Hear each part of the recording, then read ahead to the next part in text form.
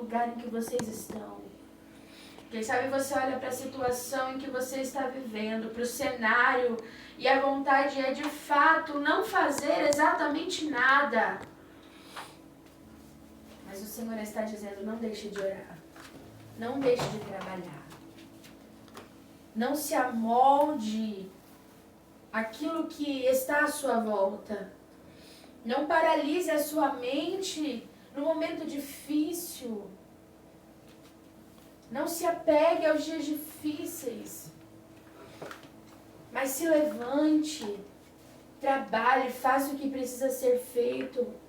Continue orando, mesmo que quanto mais você ore, pareça que a situação piore. Não deixe de fazer. Porque para que a situação mude, para que o ambiente em que você está prospere, para que você prospere, você vai depender do lugar em que você está inserido. É por isso que o Senhor está falando, não deixe de fazer aquilo que precisa ser feito, mesmo que a situação pareça que não vai mudar. Mesmo que aos teus olhos limitados, parece que a situação vai permanecer. Mas o Senhor está nos dizendo através dessa palavra, o processo é longo, o processo é duradouro e muitas das vezes doído, mas ele não é permanente. Ele tem um tempo para começar, tem um tempo para terminar. O processo, ele nunca vai ser para sempre. Mas isso depende do teu posicionamento. Quando nós não nos posicionamos, quando nós nos estagnamos, quando nós deixamos de fazer e se acostumamos com a situação desfavorável, aí sim, o processo ele se torna mais longo e se torna muito mais dolorido. Porque da mesma forma que o Senhor permitiu que este povo chegasse a essa situação, para que eles se voltassem para o Senhor, para que eles entendessem que eles precisariam clamar ao Senhor, e que os corações estivessem convertidos ao Senhor. Se eles paralisassem ali, eles não viveriam a prosperidade, eles não viveriam o amadurecimento, eles não viveriam a mudança de vida, a mudança de comportamento. Todo o processo tem um início e um fim, como eu já disse, mas nós precisamos nos posicionar.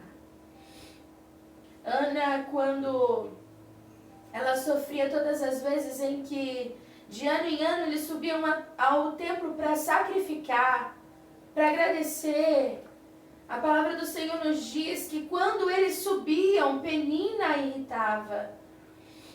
Só que aquele cenário muda quando Ana se posiciona na presença do Senhor. Ana é alguém que decidiu orar, mesmo em meio ao caos, mesmo em meio à esterilidade, mesmo em meio à limitação dela. Ela se posicionou e entendeu que o que ela precisava era alinhar a vontade dela com o propósito de Deus.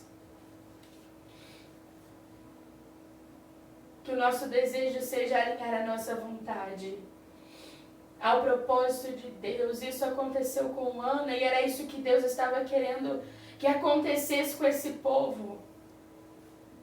Porque a vontade deles, obviamente, era ter um futuro de paz, era ter dias abençoados, e esse também era o propósito do Senhor para eles. Só que enquanto eles não alinhassem, convertessem os seus corações ao propósito de Deus, eles iriam passar por quantas forem necessárias os processos, os exílios, os cativeiros.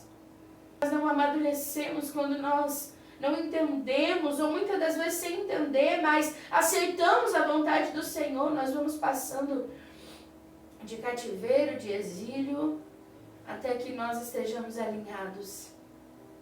Ana tinha um desejo, e o Senhor tinha um propósito. Ana recebe um filho, e o Senhor recebe alguém que vai ser aquele que vai ouvir a voz do Senhor, que vai obedecer ao Senhor. Para aquele tempo, Ana queria um filho e o Senhor precisava de alguém que não estava com o coração corrompido. Que através dessa palavra nós venhamos entender que os processos são necessários nas nossas vidas, mas que no meio do processo, como eu já disse, ainda que nós não venhamos entender, mas que o desejo do nosso coração é ser alinhado com o propósito de Deus. O Senhor vai dizer: orem por esta cidade, orem pela prosperidade dessa cidade, trabalhem pela paz, porque aquilo que vocês vão viver depende de como o ambiente que você está também vai estar. E o Senhor vai dizer mais. No versículo de número 8, ele vai dizer assim: não se deixe se enganar pelos profetas e adivinhos que há no meio de vocês. Eu amo essa palavra porque no momento de vulnerabilidade, nós desejamos ouvir algo. Nós desejamos ouvir um direcionamento, desejamos ouvir uma resposta. Nem que seja apenas que o Senhor é conosco, mas nesse momento, que nós estamos no momento de vulnerabilidade, nós temos uma grande probabilidade de sermos enganados. Era isso que o Senhor estava dizendo, no momento de fragilidade de vocês, em que vocês estão aí. Não se deixe se enganar. Porque vai haver no meio de vocês profetas e adivinhos. Só que o Senhor vai dizer: não dê ouvidos aos sonhos deles, porque eles sonham apenas o que vocês querem ouvir. É por isso que nós precisamos estar com o nosso coração alinhado. Porque no momento de vulnerabilidade nós temos como eu já disse, a grande facilidade de sermos enganados, de sermos corrompidos, de sermos tirados do propósito do Senhor. E então perder a chance, a oportunidade de viver aquilo que o Senhor tem preparado para nós. O Senhor vai dizer: eles estão contando mentiras em meu nome. Eu não os enviei. E agora o Senhor vai dizer no versículo de número 10: vocês ficarão na Babilônia durante 70 anos. Depois disso eu vou vir e vou cumprir as promessas que lhes fiz e vou os trazer de volta para casa. Há uma promessa. Só que essa promessa está condicionada a um momento, ao tempo de obediência, ao tempo de permanência, ao tempo de confiança, ao tempo de perseverança, ao tempo de constância. Há uma promessa para a nossa casa, há uma promessa para a nossa família. Só que mesmo em meio às situações difíceis, nós não podemos desfalecer, nós não podemos deixar de acreditar. Há consequências das escolhas? Sim, claro que há. E não há ninguém melhor para nos aperfeiçoar, para nos moldar, para nos lapidar, para nos deixar melhores do que aquele que nos conhece antes mesmo que nós fôssemos formados. Ele é o oleiro, nós somos vaso. E Ele sabe o que precisa ser tirado, Ele sabe o que precisa ser colocado.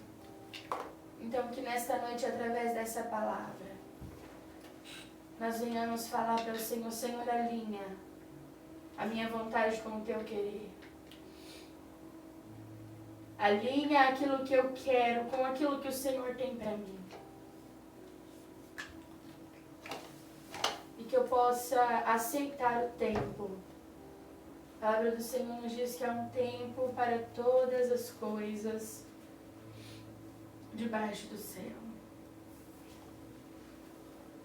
Coisa boa é viver o tempo de Deus para as nossas vidas. E que através dessa palavra, este povo, por conta da desobediência, podemos dizer que atrasa por 70 anos aquilo que Deus havia prometido. mas que nós estejamos no tempo do Senhor. E como eu já disse, esse tempo vai requerer obediência, vai requerer santidade, vai requerer de nós santidade.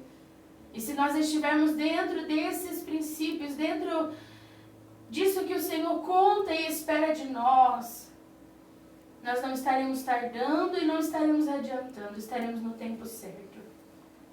Daquilo que o Senhor tem para nós, para nossa casa, e que você possa ficar com essa palavra nessa noite, entendendo que o Senhor, Ele sabe e conhece tudo a nosso respeito, e que o plano do Senhor nunca foi, nunca será que nós venhamos nos perder, que nós venhamos deixar de viver aquilo que Ele tem preparado para nós.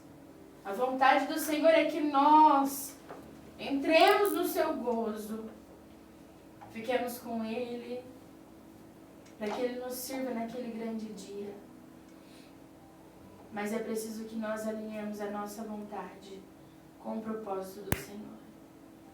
Amém? Que você fique com essa palavra, que o Senhor abençoe a tua casa, a tua família. E eu agradeço assim a minha oportunidade. Louvado seja o nome do Senhor.